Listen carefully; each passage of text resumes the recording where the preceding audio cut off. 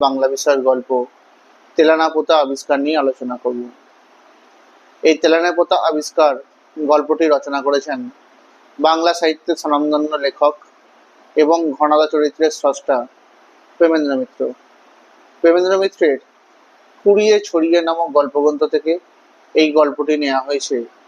এই কুড়িয়ে ছড়িয়ে নামক গল্পগ্রন্থটি প্রকাশিত হয়েছিল 1946 খ্রিস্টাব্দে। তোমাদের আমি এই তেলানা পোতা আবিষ্কার গল্পের যে সম্পূর্ণ বিষয়বস্তু সেই সম্পর্কে আলোচনা শুরু করব। প্রথমেই এই গল্পে দুটি বারের কথা বলা হয়েছে, অর্থাৎ শনি এবং মঙ্গলবার।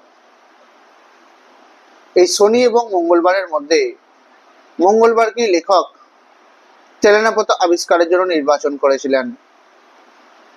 প্রত্যেক দিনের কর্মব্যস্ততার মধ্যেও পরিশ্রান্ত হয়ে উঠেছিলেন কথক, আর তার মধ্যেই দুদিনের কর্ম থেকে অব্যাহতি পেয়েছিলেন তিনি। তার বন্ধু এসে তাকে লোভ দেখিয়েছিল আশ্চর্য সরোবরে মাছ ধরার জন্য, আর তা শুনেই গল্পকথক এবং তার বন্ধুরা তেলানা পোতা আবিষ্কারের জন্য বেরিয়ে পড়েছিলেন। একদিন পড়ন্ত বিকালে মানুষ এবং জিনিসের মধ্যে ঠাসাঠাসি করা একটা বাসে ভাদ্র মাসের গরমকে সহ্য করে প্রায় ঘন্টা দুয়েক পরে হঠাৎ করেই তাদের মাঝ রাস্তায় নামতে হয়েছিল। সেখানে কোনো মানুষজন কিংবা কোনো পাখিও সেখানে দেখা যাচ্ছিল না।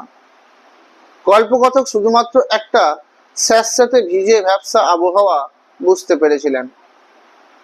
সেই ঘন জঙ্গলের মধ্য দিয়ে একটা কাদা জলের নালা লক্ষ্য করা গিয়েছিল।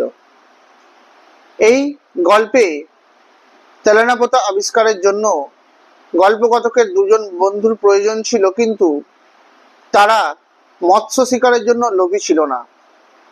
তিনজনে মিলে সামনের নালাটার দিকে চেয়েছিল। অপেক্ষা করতে করতে চারিদিকে অন্ধকার ঘনিয়ে আসবে।